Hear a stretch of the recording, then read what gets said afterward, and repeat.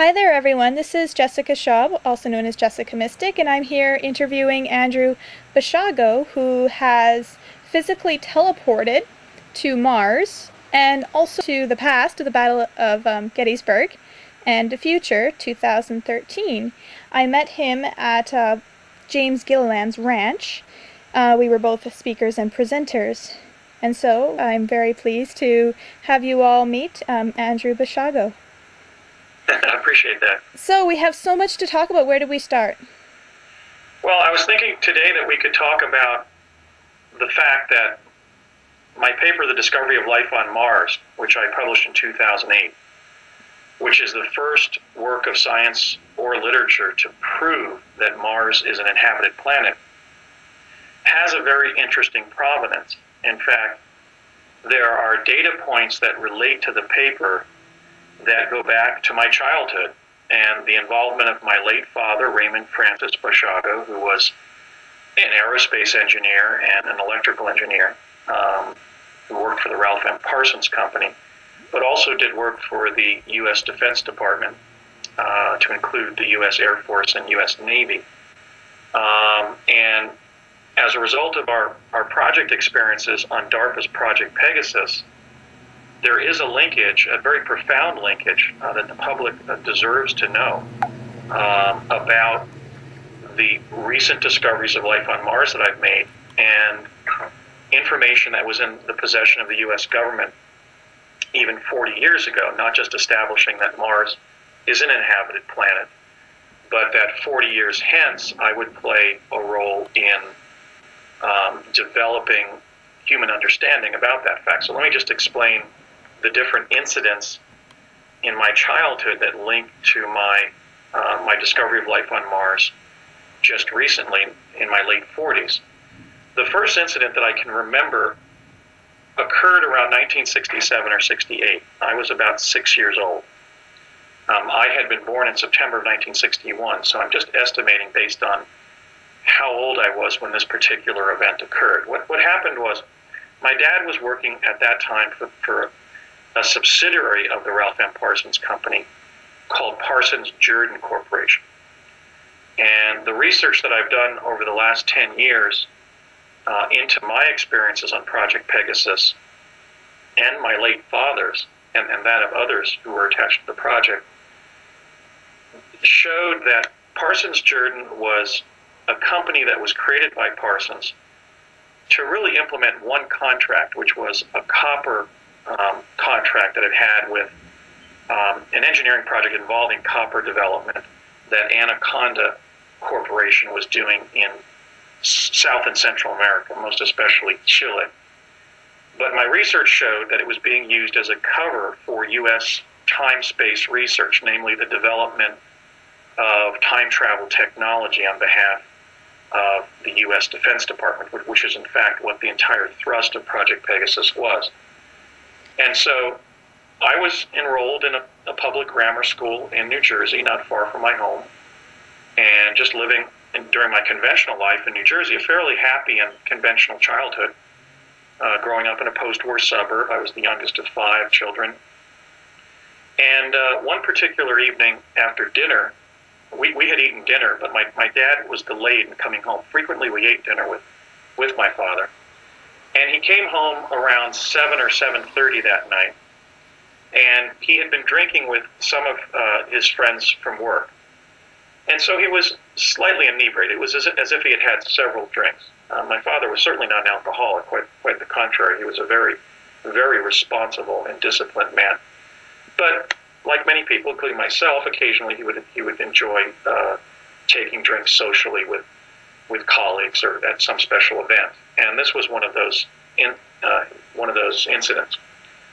And so he was in a festive mood, a playful mood, and somewhat of a disinhibited mood. And after he ate, he gathered us around and he said, children, join me in the living room. I have something very funny to share with you. And he said, this is what this guy has written about the first discovery of life on Mars. And he was reading it as if it was maybe a comedic essay or opinion editorial out of a newspaper or something like that, kind of a Swiftian essay in which the conceit of this work of literature was that somebody was describing for the first time life on Mars. And what he was reading, I now realize, because I've written the paper, was a summary of some of the most fanciful, even farcical passages from my 2008 paper, The Discovery of Life on Mars. Now, this was 40 years before the paper was written.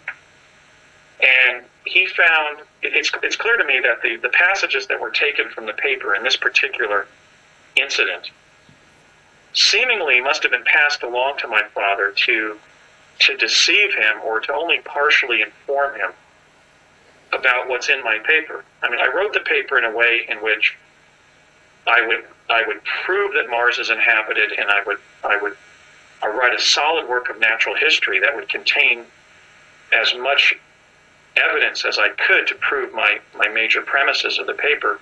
But in some portions of the paper I wrote, for example, when I was naming life forms, or I was describing some of the ground drawings that are found in NASA image PIA 10214, which was taken from the western edge of the home plate plateau, looking westward in late 2007, and then posted on the World Wide Web in 2008. So in some portions of my paper, I wrote in a Swiftian way. So, for example, people would enjoy reading the paper, but also that, for example, so that children could identify with the life forms and the fact that Mars is inhabited, and that's something that we shouldn't be afraid about. But in fact, we should engage as a remarkable new discovery of the way our cosmos actually is. And so my dad was reading these passages and becoming hysterical. And he read, I would say, for about 15 minutes, and my mom ultimately asked him to stop. She said, "Ray, you have to stop. He was just laughing too hard." And she was worried that, he was. And so right as he concluded reading these passages and almost falling out of his chair laughing, and it was very funny. We were laughing with him. I ran over to where he was, and even though I was a very well-behaved child, a very obedient, and socially appropriate child, I grabbed the file out of my dad's hand that he'd been reading from. It was a manila file, and I opened it up, and on the top of the paper it said Central Intelligence Agency.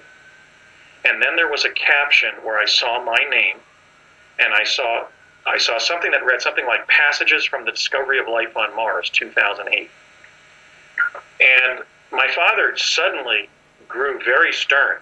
He was not only inebriated, but he'd been essentially laughing substantially, quite vigorously. And he grew very serious, and he said, "You don't do that."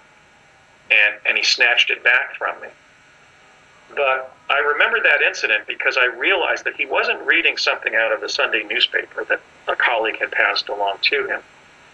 He was reading a kind of a bowdlerized synopsis of very limited passages from my 2008 paper.